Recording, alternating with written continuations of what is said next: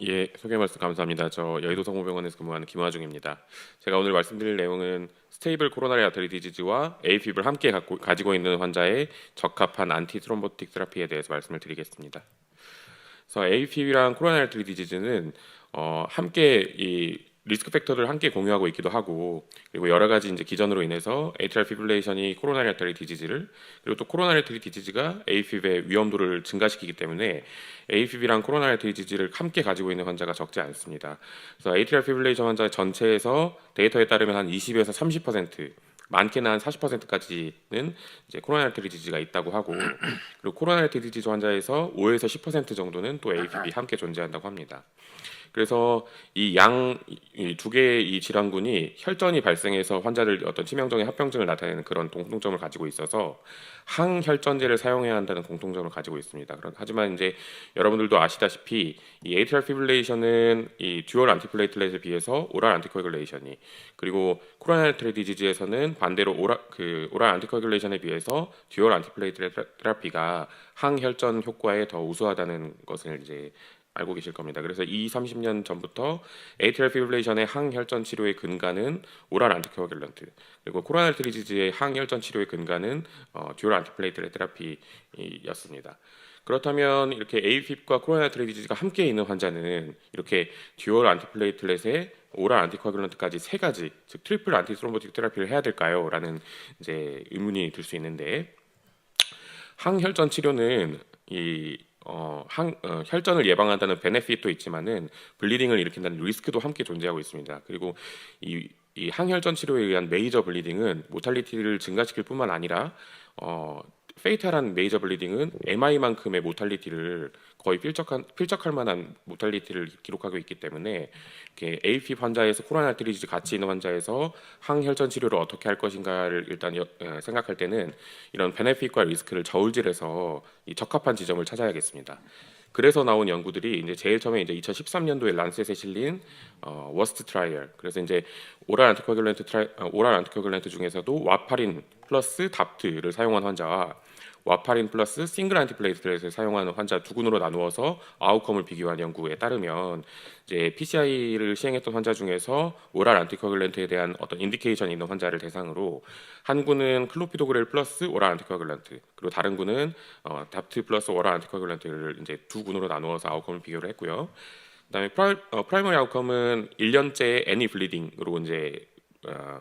구성을 했는데 하자 레이쇼 0.36으로 트리플 안티 트롬보틱스를 사용한 군에 비해서 듀얼 안티 트롬보틱스를 사용한 군이 훨씬 더 블리딩이 적게 일어났으면서 이 세컨더리 아웃컴은 이제 사망과 카디오바스큘러 아웃컴으로 이제 구성을 했는데, 거기서도 마찬가지로 이 트리플 안티 트롬보틱스를 사용한 군에 비해서 듀얼을 사용한 군이 훨씬 더 아웃컴이 이제 우수했음을 증명하였습니다. 그래서 이제 트리플 안티 트롬보틱스에 비해서 이 듀얼, 그러니까 클로피돌고렐과 오랄 안티코아귤런트를 사용하는 것이 이 블리딩 컴플리케이션을 훨씬 더 줄여준다라는 메시지를 처음으로 얻을 수 있었던 그런 연구였습를 그리고 이제 2016년도부터 이제 노악이 좀 대중화되면서 이제는 와파린 플러스 답트 대 노악 플러스 싱글 안티플레트렛, 이제 이 비교를 하는 연구들이 이제 나오기 시작해서 각각의 이제 리바록사반은 파이오니어 AFib, 그래서 이제 파이오니어 AFib 트라이얼에서 리바록사반 15ml와 P2Y12 이니비터 이렇게 돼 와파린과 답트 이렇게 비교를 했더니 에피커시 아웃컴은 거의 차이가 나지 않으면서 블리딩 아웃컴에서는 큰 차이가 나는, 그래서 듀얼 안티플레이트 테라피가 훨씬 더 듀얼 안티스롬보틱스가 훨씬 더 안전하다는 그런 결과를 얻을 수 있었고, 그다음에 이제 다비가트란으로 연구한 리디얼 PCI 연구에서도 다비가트란 110ml 플러스 P2Y12 이니비터 대 와파린 플러스 답트 이렇게 이제 비교했더니 마찬가지로 이제 에피커시 아웃컴은 큰 차이가 없으면서 블리딩 아웃컴에서 큰 차이가 있었던, 그리고 마찬가지로 이 다비가트란 150ml 가지고도 와파린 플러스 답트에 비교해서 훨씬 더 이 블리딩 이벤트가 더 적었던 그런 이제 결과를 얻을 수 있었습니다. 그리고 아픽사반으로 연구한 아우구스투스 연구에서도 또 마찬가지의 결과를 얻을 수 있어서 이 세 가지 트라이얼을 종합해 보면 노악 플러스 싱글 안티플레이트 테라피를 이 연구마다 다르지만 한 일주일 후부터 PCI 하고 나서 일주일 후부터 6에서 한 12개월까지 사용을 했을 때 와파린 플러스 답트에 비해서 종합적으로 한 40% 정도의 메이저 블리딩이 줄어들면서 에피커시 아웃컴 큰 차이가 없는 그런 결과를 확인할 수 있었습니다. 그래서 이런 이 여러 가지 세 가지 이 RCT를 바탕으로 해서 2010년대 후반쯤에 이 가이드라인에서는 PCI를 시행한 AP 환자에서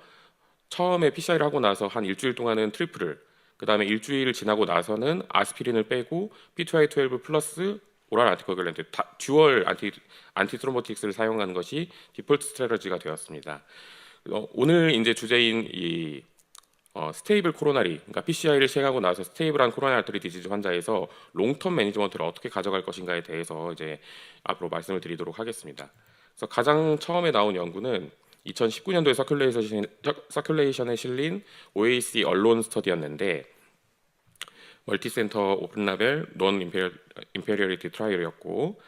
코로나 아터리 디지즈로 PCI를 시행한 지 1년이 지난 환자, 그러면서 AFib을 가지고 있는 환자 대상으로 한 구는 오랄 안티코ագր랜트만, 그리고 한 구는 오랄 안티코ագր랜트 플러스 싱글 안티플레이틀렛을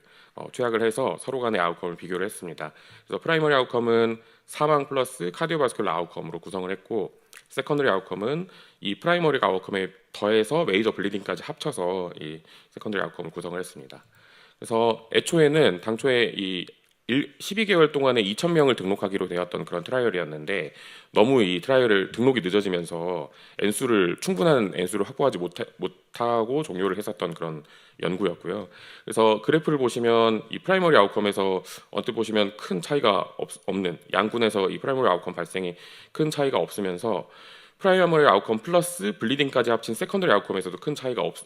없는 경향을 보여주었지만, 하지만 아까 말씀드렸다시피 이제 N수를 다 채우지 못하면서 넌 인페어리티를 증명하지 못해서 결국은 인컨클루시브한 그런 연구가 되고 말았습니다. 그리고 이제 같은 해에 나온 NEJM에 실린 어파이어 트라이얼에 따르면 마찬가지로 멀티센터 랜더마이즈 트라이얼이고 2,236명의 스테이블 코로나리로 리바스큘라리제이션을 한, 거기다가 이제 APB 있는 환자를 대상으로 리바록사반, 이제 일본 연구라서 리바록사반 15ml 대 리바록사반 플러스 싱글 안티플레이틀렛 양군으로 나누어서 이제 아웃컴을 비교를 했고요. 프라이머리 에피커시 아웃컴은 사망 플러스 카디오바스큘러 아웃컴들, 그리고 프라이머리 세이프티 아웃컴은 메이저 블리딩, 이렇게 구성을 해서 비교를 했더니 프라이머리 에피커시 아웃컴에서 이렇게 리바록사반군에서 듀얼 안티트롬보틱스 군에 비해서 인시던스가 훨씬 적게 일어나면서 훨씬 더 에피커시가 좋았다라는 결과를 얻을 수 있었고, 마찬가지로 이제 세이프티 아웃컴에서도 블리딩 이벤트가 훨씬 적게 일어나면서 리바록사반 모노테라피가 훨씬 더 우수했다, 이런 것들을 이제 처음으로 얻을 수 있었습니다. 그리고 이제 올해 우리 한국의 여러 다기관을 대상으로 연구를 해서 NEJM에 실린 에픽 CAD 트라이얼에 따르면 체드 베스크 스코어 2점 이상의 AFib 환자, 거기다가 스테이블 코로나 아터리 디지즈가 있는 환자를 대상으로 한 구는 에독사반 상용량을, 그리고 한 구는 에독사반 플러스 아스피린이나 P2Y12 이니비터를 사용하여서 두 아웃컴을 비교한 연구에 따르면 이 스테이블 코로나 아터리 디지즈 정의를 크로닉 코로나리 신드롬으로 리바스큘라리제이션을 한 지 6개월이 지났거나, 아니면은 ACS로 리바스큘라리제이션을 한 지 12개월이 지났거나, 아니면은 리바스큘라리제이션 하지 않았는데 CT나 CAG 같은 데에서 이 코로나리 아터리 스테노시스가 50% 이상임을 확인한 그 환자를 대상으로 아웃컴은 이 12개월째의 사망, 카디오바스큘러 아웃컴, 블리딩 모든 것을 다 이제 더한 이 컴포지스로 구성을 했습니다. 그랬더니 이 프라이머리 아웃컴인 넷 어드월스 클리니컬 이벤트가 에독사반 모노테라피군에서 하자드 레이쇼 0.44로 아주 이제 아웃컴이 적게 일어난, 그리고 우월한 모습을 보였고요. 그리고 이제 여기 이 숫자 그대로를 보시면 이런 이 프라이머리 아웃컴의 차이가 이 에피커시 아웃컴은 큰 차이가 없었으나 이런 세이프티 아웃컴에서 큰 차이가 나면서 이 메이저 블리딩에서 하자드 레이쇼 0.34를 기록하면서 프라이머리 아웃컴의 이런 결과를 얻을 수 있었던 그런 이제 연구였습니다. 그 그래프에서 보시다시피 메이저 이스키믹 이벤트에서는 양군 간에 큰 차이가 없어 보이지만 이 블리딩, 메이저 블리딩과 넌 메이저 블리딩에서 큰 확연한 차이를 드러내면서 에독사반 단독 치료가 우월함을 보였습니다. 그리고 이제 이 에독사반 사실은 이제 이 에픽 CAD 트라이얼이 한 30% 환자는 리바스큘라리제이션을 하지 않은 환자들도 포함되어 있었기 때문에 이런 에피커시 아웃컴을 이렇게 차이가 상쇄되지 않았나 이런 생각을 좀 했었는데 사실 이 서브그룹 아날라이시스를 보시면 PCI를 시행한 환자만에서도 훨씬 더 이제 에독사반 단독 치료가 우월했다라는 것을 확인할 수 있었습니다. 그래서 오늘 제가 말씀드린 내용을 한 장에 가장 최근에 나온 ESC-AP 가이드라인의 한 장의 그림으로 요약을 하면은 ACS든 CCS든 PCI를 시행한 환자는 처음 일주일간은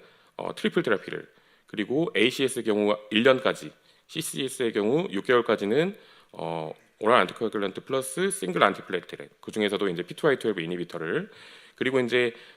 스테이블한 코로나리 아트리 디지즈 환자에서는 ACS의 경우에는 12개월 이후부터 또는 CCS의 경우에는 6개월 이후부터는 오랄 안티코아귤런트를 단독으로 사용하도록 권고를 하고 있습니다. 예, 이상입니다.